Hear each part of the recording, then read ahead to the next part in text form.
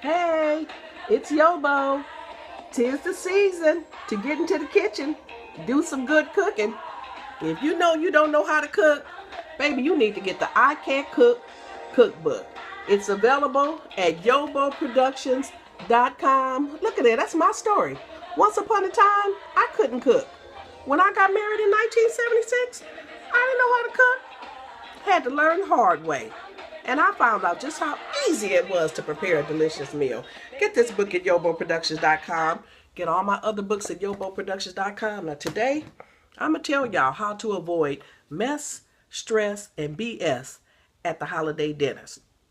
Because as I said yesterday, some people don't want to even go to the family dinner because there's always one person. Every family got at least one of them. Told you we had 3 of them.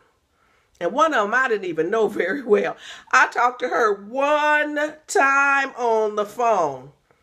When we got off the phone, I saved her number under do not answer. 2 more, they just straight up got blocked. You know what? I'll see y'all when somebody died. We're going to be in the same church for the funeral. You're going to be on this side. I'm going to be over there. That away on the other side. I'm cool. I'm not going to be involved in no family foolishness, but I'm going to tell you why this stuff happens in families. Because people are not willing to call it what it is. The minute you nut up and show out the first time, people won't call it what it is. Now, years ago, when I lived in California, I would hear stories about a particular cousin. He was cool until he had too much to drink. And then he would show out.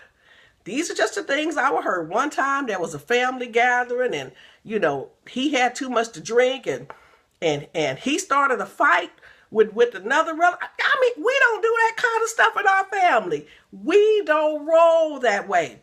So when I heard the story, it just sounded strange. But listen, I love all my peoples. I love all my kin peoples. I love everybody until you give me a reason. Listen. Genesis 51:1 says, don't start none, won't be none. Don't look for it in your Bible. It's in my Bible because I wrote it in there. I don't mess with nobody. But I'd heard stories about this particular cousin. One day I sent a message to him, sent a nice little text. Told y'all yesterday, I still got the text message. I sent a nice little text message. And what I got in response was shocking. I couldn't believe it. I read it and I thought, I just know this Negro did. So I sent it to a couple people and I said, look what I just got back from our cousin. And they said, oh, girl, he was probably drunk. You see what I mean? When people make excuses and when a couple people say, girl, you know him, he was probably drunk. No, I don't know him like that. But I am not going to have somebody coming over to my house disrupting the dinner. You drunk on Christmas and you cause a scene. You drunk on Thanksgiving, you cause a scene. You drunk on New Year's Day, you cause a scene. Now I have family members whom I love and want to spend time with. They're not coming to family dinner because they know you're going to get drunk and cut up and nut up. It's like this. When you walk into a room and you smell some sesh hash I tut, some S-H-I-T, I ain't even going to say boo-boo or poo-poo or doo-doo. You smell some S-H-I-T. You know when you smell something, so what the first thing you do? You checking your shoes, you trying to see if you stepped in something. You looking around the room for a baby, if there's a baby. You checking the baby's diaper. Baby's diaper okay, nothing on your shoes, You think, well, maybe somebody broke wind. You give it a couple minutes, but you still smell something. And finally you say, yeah, somebody, do you smell something? Oh, girl, look over there. It's just that boo-boo. And right in the middle of the floor, a big old pile of sesh hash I tut. Everybody walking around it, but it's been there all along.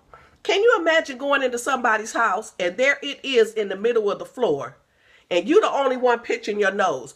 You know what happens? You leave it in the room long enough, people are going to get used to the smell and they don't even smell it. Y'all been in people's houses that stink and they don't even know that the house stink. So it's like that. You just keep on stepping around that pile over and over and over. You would not do such a thing. You would clean it. You would remove it. And sometimes that's what you got to do. You have to remove that person from the family gathering. If they don't know how to behave, if you know they're going to come over there and cause a scene, just tell them, y'all having Christmas dinner on the 26th. Have everybody else come on the 25th. And then have them show up by themselves, or just call them and just be honest. Like, you know what? We told you the 25th because we didn't want you, the 26th, because we didn't want you coming on the 26th. We knew you were going to come over here and cause a scene. Sometimes you got to tell people about themselves. What did I just say about the poo-poo on the floor? You got to clean that mess up. You got to remove it. I don't know where my song went.